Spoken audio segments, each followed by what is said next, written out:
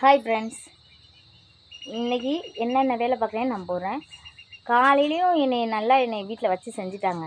ஏன்டா நைட் நான் அரிசி வாங்காமல் வந்துட்டேன். சாப்பாடுக்கு பாப்பா ஸ்கூல் போகிறதுக்கு சாப்பாடுக்கு அரிசி வாங்காமல் வந்துட்டேன். வந்தோடனே அறிவு இல்லையா உனக்கு, நைட்டு அரிசி வாங்குறது இல்லையா அப்படின்னு சொல்லிச்சு. அதனால பேசாமல் உட்காந்துட்டேன்.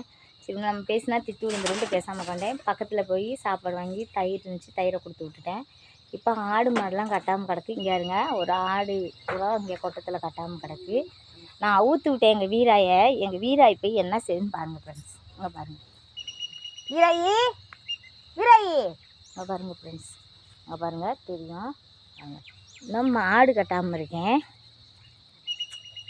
மாடு பாருங்கள் ஃப்ரெண்ட்ஸ், சாணிகளாக எதுவுமே கூட்டி இல்லாமல் கிடந்துருக்கு ஃப்ரெண்ட்ஸ். சாணிகள் எதுவுமே கூட்டி இல்லாமல் இருக்குது. மாட்டை கொண்டு போய் நாங்கள் கட்டி விட்டுட்டு திருப்பி வந்து ஆடெல்லாம் கட்டணும். கட்டிட்டு சாணி இதெல்லாம் அள்ளணும். எங்கள் வீட்டில் நாங்கள் வாத்து முட்டை விட்டுருந்துச்சி ஃப்ரெண்ட்ஸ். ஒரு 14 முட்டை இருக்கும். 14 முட்டையும் நாங்கள் என்ன பண்ணியிருக்கோன்னு பார்க்கலாம் ஃப்ரெண்ட்ஸ். நாங்கள் பாருங்கள் ஃப்ரெண்ட்ஸ், இங்கே பாருங்கள் ஃப்ரெண்ட்ஸ், நான் வந்து 14 முட்டை விட்டுருந்துச்சி. இதில் 10 முட்டை இருக்குது. என் மக டெய்லியும் ஆம்லேட் போட்டு தின்றோம்.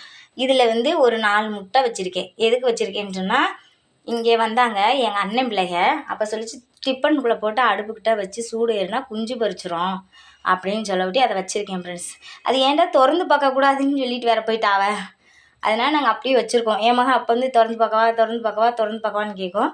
பாப்பா விட்டுரு அப்படின்னு சொல்லி வச்சுருக்கேன். அவன் வந்து திறந்து பார்க்கலே ஒரு குறியாக இருக்கா. அதனால் விட்டுருக்கேன். இனி நம்ம சாணி இதெல்லாம் அள்ளணும் ஃப்ரெண்ட்ஸ்.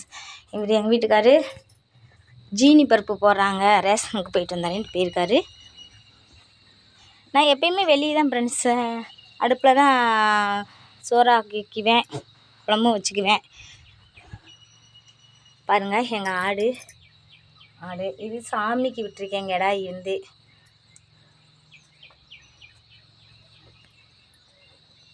இந்த வீடியோ பிடிச்சிருந்தா ஷேர் பண்ணுங்கள், லைக் பண்ணுங்கள், கமெண்ட் பண்ணுங்கள். மறக்காமல் பெல் பட்டன் அமைக்கிங்க ஃப்ரெண்ட்ஸ்.